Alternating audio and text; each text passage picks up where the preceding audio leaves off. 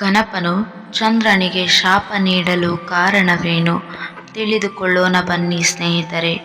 ಒಮ್ಮೆ ಗಣೇಶ ಇಲಿಯ ಮೇಲೆ ಸಂಚಾರ ಮಾಡುತ್ತಾ ಚಂದ್ರಲೋಕಕ್ಕೆ ಬರುತ್ತಾನೆ. ಚಂದ್ರನು ಸರ್ವಾಂಗ ಸುಂದರ. ಅವನಿಗೆ ತನ್ನ ಸೌಂದರ್ಯದ ಮೇಲೆ ಅಪಾರ ಮಮತೆ. ವಿಕಟ ರೂಪನಾದ ಗಣಪನನ್ನು ಕಂಡು ಅಪಹಾಸ್ಯ ಮಾಡುತ್ತಾನೆ. ಜೋರಾಗಿ ನಗುತ್ತಾನೆ.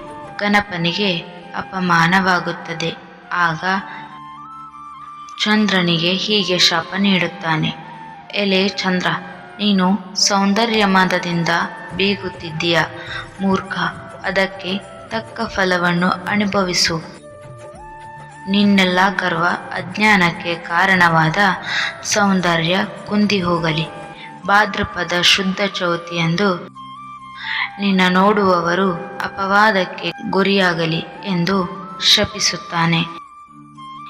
ಶಾಪಗ್ರಸ್ತನಾದ ಕೂಡಲೇ ಚಂದ್ರನ ಅಹಂಕಾರ ಇಳಿದು ಹೋಗುತ್ತದೆ.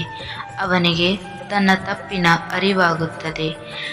ಗಣೇಶನ ಮುಂದೆ ಭಯ ಭಕ್ತಿಗಳಿಂದ ಕೈ ಮುಗಿದು, ಸ್ವಾಮಿ, ನನ್ನ ಅಜ್ಞಾನವನ್ನು ಕ್ಷಮಿಸಿಬಿಡು.